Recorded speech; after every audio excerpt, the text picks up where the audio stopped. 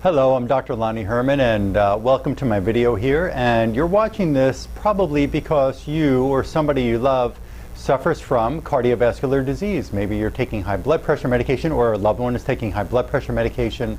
Maybe it's to the point where the doctors are saying that you have 70% occlusion in the carotid artery. Maybe they're telling you that the cramping that you're experiencing in your calves when you walk a short distance, maybe about 50 feet or 100 feet, the cramping, happens so terribly that you have to sit down and you can't continue to walk. Maybe they've diagnosed you with peripheral arterial disease, PAD, and the pain or numbness or tingling or burning or all the above is happening from your calves down to the feet, the soles of the feet, or maybe it's just in the soles of the feet. Or maybe you feel that you get a shortness of breath because because even with the blood pressure medications and the cholesterol medications that you're taking, you just are not having the proper cardiovascular function that you wish you could have, like maybe 20 or 30 years ago. I'm here to tell you that there's research that I've discovered that you deserve to know, that your doctors may not be sharing with you. Here is a statement by a pretty well-known medical physician. His name is Dr. William Besterman, Jr. He's a medical director in the Vascular Medical Center. I don't recall what state he's in. You can look him up online. His statement is, in my opinion, quote unquote, in my opinion, a cardiovascular risk assessment is not complete until and unless a coronary calcium score is performed. A coronary calcium score. What is that, and what does that mean, and how would that help you and your physician understand what state, what complexity you're really dealing with? And one thing I must say is that we're going to give you a brief intro, and I'm going to show you the results that are happening in my practice, in my clinic here in South Florida. We can do the same thing for you as well. There is a much longer video that I have. It's called Hope for Your Heart Disease, and I will put a tag at the bottom of the screen here as we go along in this video, and you'll be able to watch that much longer video. It's probably about an hour in length. You'll be able to watch that after you get just the bullets of information here.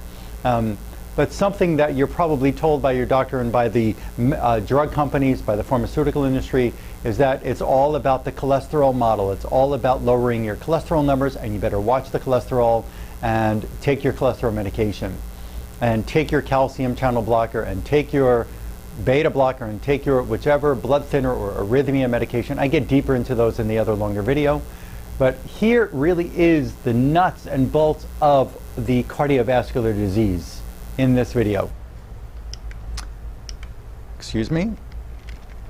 Next screen, what happens inside an artery, and this is a computer illustration of what an artery, how it appears, and you've got blood that's supposed to be flowing through the artery here, and what you see is all of this white matter.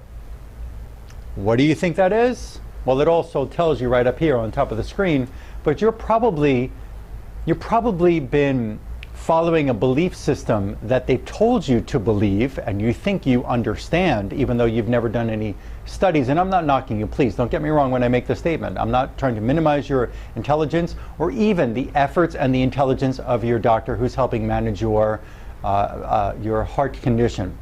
But we've got to understand the facts are the facts. And there is evidence that reports, and there are cardiovascular surgeons who are also reporting this. You could look this up out there online. You have the World Wide Web at your fingertips on your computer. You could look this up, that cholesterol is not it doesn't harden. Cholesterol is a soft, gooey substance. It doesn't harden. And cholesterol is needed by the body to repair things. I'll get more into that in another video.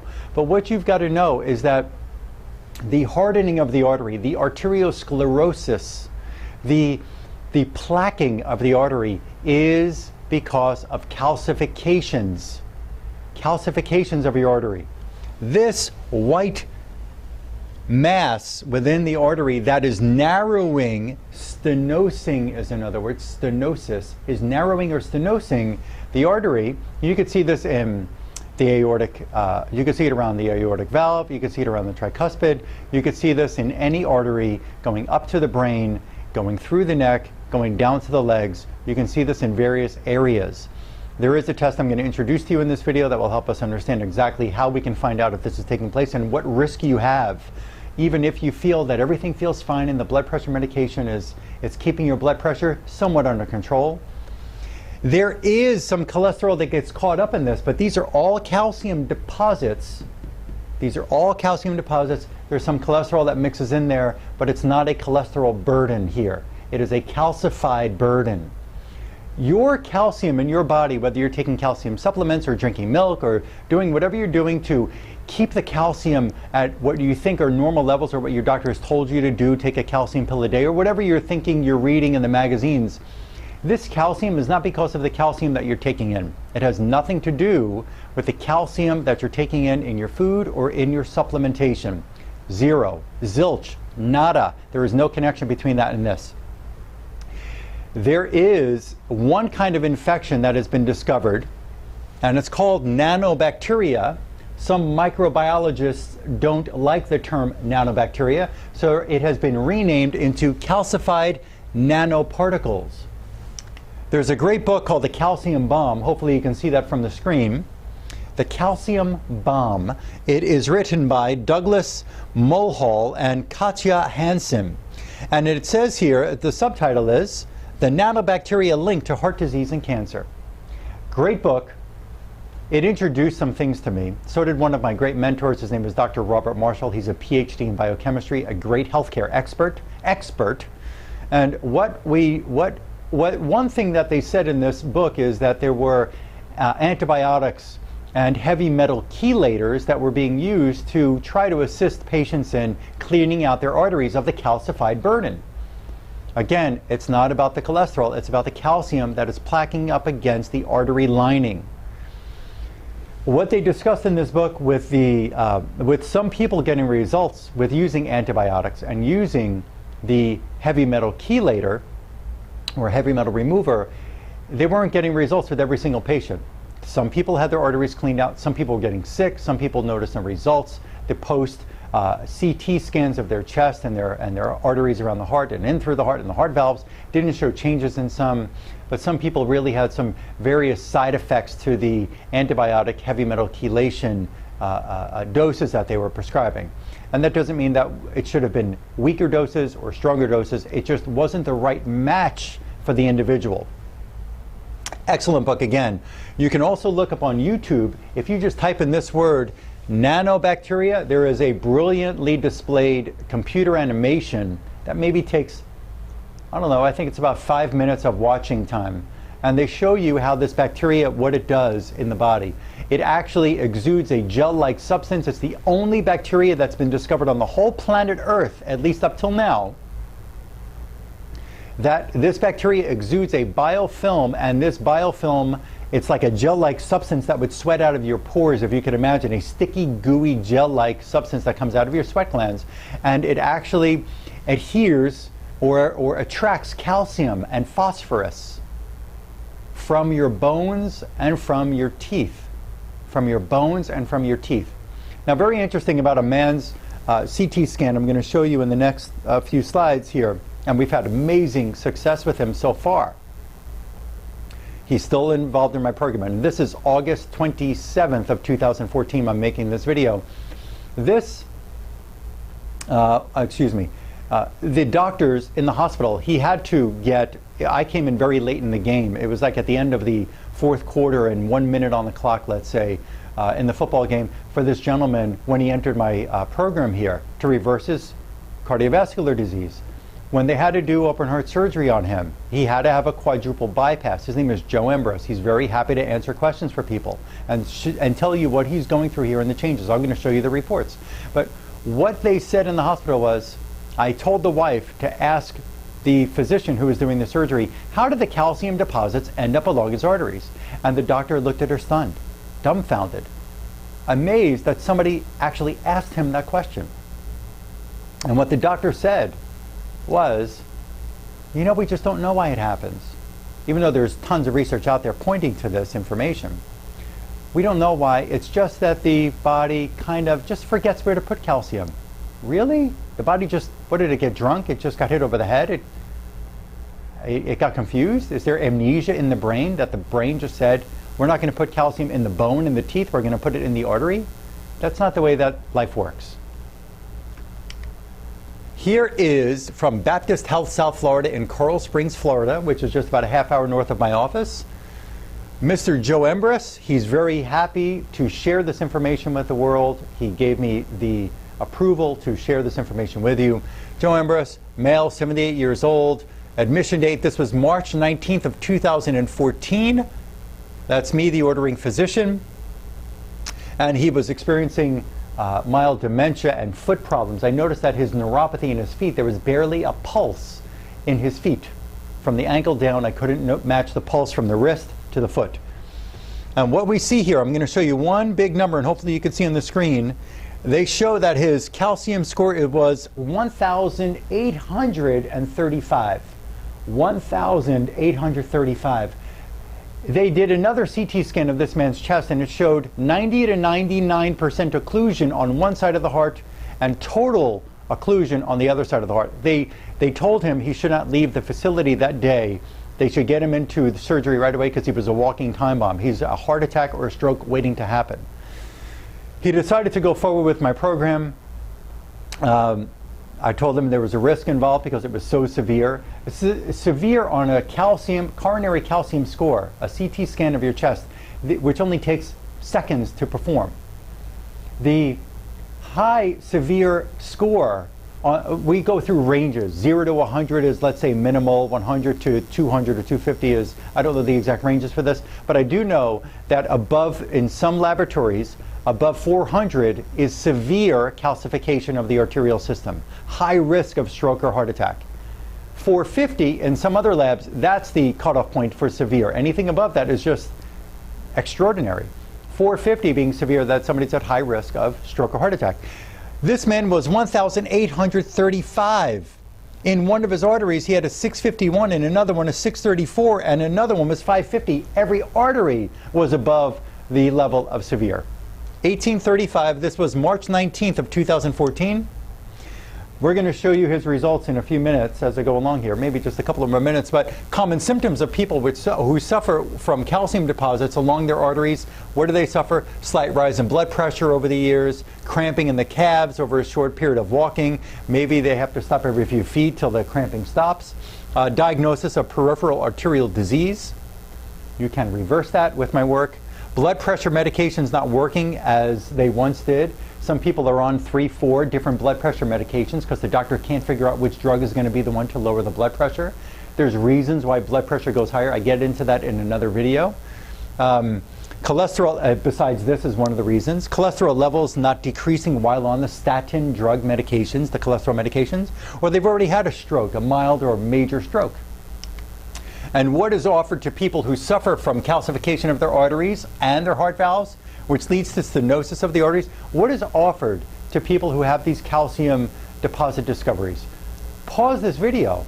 Go look around. Come right back here, but go look around online. Look at heart valve calcification. Put those keywords into Google. Put them into YouTube. Heart valve calcification. Put in aortic stenosis. Plug in calcium deposits or calcified arteries. Plug those in to YouTube or Google and see what the treatments are. And there are no treatments besides taking some cholesterol medications. Cholesterol and calcium are two totally different substances. So cholesterol medications can't ever lower your calcium score. And it's not calcium in the bone we're reading. We need normal calcium in the bone. This is different than a blood test calcium reading. Totally different than a calcium blood test reading. Take some more blood thinners like Coumadin or something. Watch your calcium intake, they'll say. Let's wait and watch. Very common. Let's just wait and watch. My uncle, he is, I think he's right now about 71 perhaps. Excuse me, I'm sorry. I love him. I can't remember right now. But about 71 years of age. He lives up in New Jersey. I looked at his. I made him get a coronary calcium score, a CT scan, a few months ago.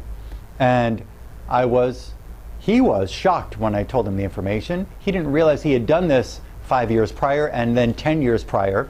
I looked back at his records, and he's on blood pressure medication. He's an active man. He bicycles about 15, 20, 25 miles a day. He eats what he thinks is the right diet. He does take blood pressure medication. but his blood pressure is pretty much under control. Very active, thin, very thin, not overweight at all. He had 10 years ago a score of less than 100, less than 100. 5 years ago, and this is 2014, he had a score of about 230 or 250. In 2014, he had a score over 450. In 10 years, it went from less than 100 to over 450, taking blood pressure medication. So the blood pressure medication that he's taking and all the exercise and the high fiber diet that he's doing that he claims is great, maybe it is great, but guess what?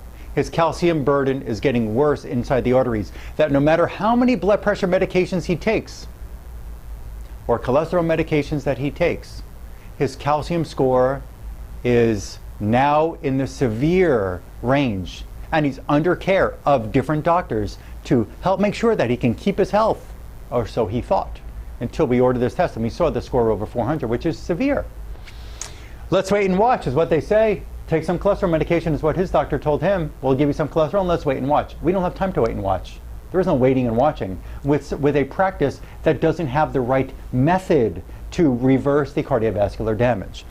Oh, a heart attack? Well, do a bypass. That's the other thing. If you have the heart attack, do a bypass. And I hear other doctors who are well known online, 70% plus stenosis, just go ahead and get the stent. Maybe you do have to get a stent put in. Maybe you do. Maybe that has to be a life-saving procedure. I'm not knocking that. If they can save you from having a stroke or a heart attack, wonderful.